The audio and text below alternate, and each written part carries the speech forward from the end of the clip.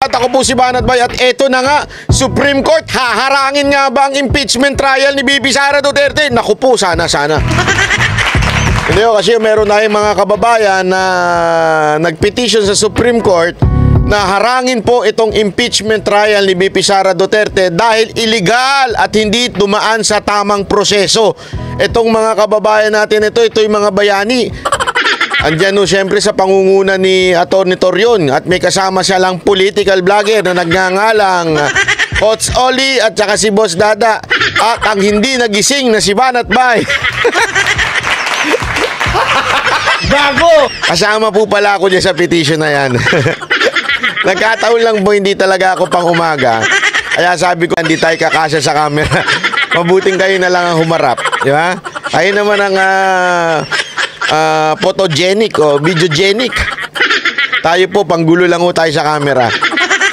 Di ba? Kaya eto, anyway, eto na nga po. So, meron ng pinai-issue o parang hinihingi po sa Supreme Court na ipatigil ho. Bigyan ng TRO itong impeachment. Bakit ho kaya? Ay, papaliwanag ko yan ni Atty. Torion. Mas mabuti pa. Ako po, nung sumama po ako dyan, akin pong inaral yan. Talagang sumakit ang ulo ko. Dahil sa mga English na nandyan. Pero inaral po natin yan. Na tama po ang ating panawagan na itigil po ang impeachment trial na ito dahil po ito'y hindi tama. Ito'y dumaan sa maling proseso. Hindi binigyan ng tsansa ang nasasakdal na si BP Sara Duterte na magbigay ng kanyang opinyon at magbigay ng kanyang depensa. Ika nga. Hindi binigyan. At pinabasa lang sa mga kongresista in 1 minute and 15 seconds yung ilang papel ng impeachment complaint. Kaya mga kababayan, ito'y wala akong kwenta sa totoo lang. Hindi ko dapat ito pinapansin dahil ito'y illegal ng kamera. Panoorin ho natin tong balitan to. This is a response yan, kita nyo, walang tunog. Walang tunog sa akin. Hintay lang kasi Banat Bay. Hindi pa ako nagiging si Banat Bay. Ang bihira ka talaga, Banat Bay. Oo. Ito, mati ka tasay. Yan. Okay? Pasok. Atty. Torion. Isa pa. Take 1, take 2, take 3. This is a response to the clamor of the people that we should file a petition for certiorari prohibition with... Ay, kita nyo? Hindi na nga nagkakasya si Boss Dada sa likod. Isasama nyo pa ako. Saan nyo kilalagay dyan? Hindi. Naisip ko lang. Hindi, pero nagpapasalamat po ako na bigyan tayo ng oportunidad na tayo po ay nakasign din po dyan. Sumumpa din po tayo dyan. Hindi lang tayo asama sa mga interview. Okay lang yan. Hindi naman nagkakasya si Boss Dada For preliminary injunction and TRO against the ayun, nagkasya na. impeachment complaint filed against the Vice President. Dumulog kanina sa Korte Suprema ang ilang abogado upang hilingin ang pagpapawalang bisa sa impeachment complaint laban kay Vice President Sara Duterte. Ang nasabing petisyon ay mula sa ilang Mindanaoan lawyers na kilala rin bilang mga kaalyado at taga-suporta ng pamilya Duterte sa pangunguna ni Atty. Israelito Torion, Atty. Martin Delgra at Atty. Luna Acosta. Tingnan mo, hindi man lang binanggit na media yung dalawang political vlogger. Alam mo naman ng mga media, medyo may merong konting hindi hindi sila minsan hindi nila minsan gusto ang mga vlogger kasi siyempre natatalo sila minsan pagdating sa impormasyon. Di ba? Minsan mas maraming pa nanonood sa vlogger kaysa sa kanila. Kaya hindi na nila binabanggit.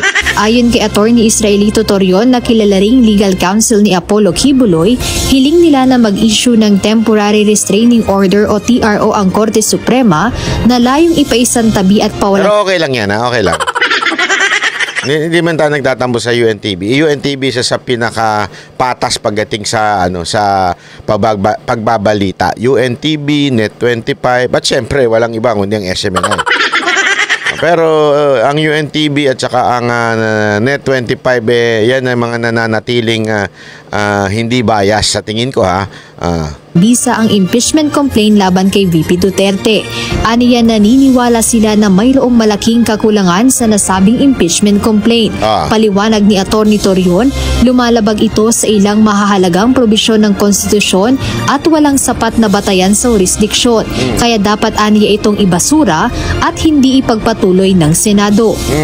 It is a violation of pertinent constitutional provisions, and it is likewise jurisdictionally void, and the same should be dismissed and not entertained by the Senate of the Republic of the Philippines. That in essence is the foundation of our complaint. It is very defective because first, it did not consider the 3 priorly filed impeachment complaints.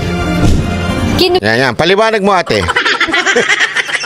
Masyado kasing, alam mo ito si Atty. Torion, pag nagsalita to, masyadong malalim ito eh. Nakikita ko nga sa kanyang lalaking Miriam Defensor Santiago. Ganon kalalim mo itong mamang to.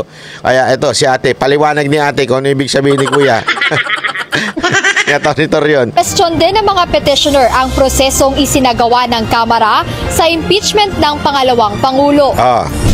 Paglilinaw ni Atty. Torion na may malaking depekto ang impeachment complaint. Bakit? Una, hindi nito kinonsidera ang 3 naunang impeachment complaints. Yan, importante yon. Kasi tandaan ninyo ito yung pang-4 na complaint. Yung unang 3 complaint na dapat tinugunan muna. Kasi sa ating batas, yun ang kailangan eh.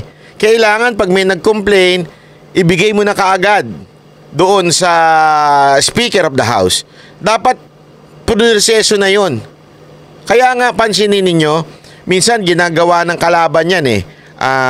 Kunwari mag-i-issue ng impeachment na mahina, tapos pag yan po mahina at na-dismiss, another year bago pwede mag-file at entertainin yung pangalawang complaint o yung susunod na complaint. Ang nangyari ho dito, may unang 3 na dapat tinugunan muna ng Kamara bago sila pumunta doon sa pang-4. Dapat isa-isa yan eh. Ang problema, alam siguro nila na mahina itong 3. Kaya yung gumawa nung pang-4, ang alam ko, yung mga na mismo, yung mga lintik na mga congressman dyan, di ba? Etong 3, hindi nila pinansin. Yan yung sinasabing unang violation na kaya hindi dumaan sa tamang proseso ang ginawang impeachment complaint na pang-4. Kasi kung na-dismiss kunwari ito, pinarating sa speaker, tapos tinakel ng House, kung ma-dismiss ito, hindi na pwede dun sa another year na naman. Siguro nakita nila, hindi na nila diniscuss ito, hindi na nila dininig itong 3. Dumiretso na sila sa pang-4. Mali po yun. Yun yung sinasabi ni Atty. Torion at na mga nagpetition pa. Nilabag rin umano nito ang due process para sa pangalawang Pangulo at hindi nito sinunod ang itinakdang proseso ng verification ayon. Ito, yung pangalawa, hindi binigyan ng tsansa yung defendant na yung si Vice President Sara Duterte na magbigay kasi parang yan eh. Tandaan ninyo, yung impeachment trial is nakapattern din yan sa ating batas kung paano yung nangyayari, di ba? Sa piskal muna, may rereklamo sa piskal. Ito si ganito, ganyan. Papatawag ngayon yung isa. Oy, meron sa'yo nagre-reklamo dito. Ano ang depensa mo sa kanyang reklamo? Bibigay ngayon siya ng depensa niya. Nakita na ng dalawang yung piskal yung titignan niya. Andali. Mukhang may probable cause to tuloy na natin to sa korte. Papasya na ngayon sa korte. Ganun dapat ang proseso. Inaalam yung depensa nung kabila, yung inaakusahan. Dito, walang naganap na ganun. Hindi hiningi yung panig ni VP Sara Duterte at idiniretso na lang, pinastrak. Yun yung pangalawa. Yung pangatlo, yung oras na kung kailan lang nila nalaman ng mga congressman yung complaint. Nakasulat dyan, sinabi dyan, it has to be verified complaint before going sa Senate. Ibig sabihin ng verify. Ibig sabihin, kailangan at least alam nung mga pumirma. At sinabi nilang, okay, sangayon kami dyan. O, tama yan. O, ito dapat pasa na yan. I-impeach na yan. Yung pumirma doon, dapat may tsansang maaral at basahin yung impeachment complaint. Wala ho. Yung kinumpute nga ni Atty. Torion, sabi niya, nung nalaman nila yung impeachment complaint ng alas 10 ng umaga, tapos hindi pa pala nila alam, sometime after lunch, dun lang nalaman ng mga congressman yung impeachment complaint, yung pang-apat na impeachment complaint. Dun lang nila nalaman, there were no time to read the entire impeachment complaint. Basta lang sila pumirma. Kaya nga doon natin masasabi, di ba, na tila totoo yung alleged 150 million na ibinigay sa mga congressman.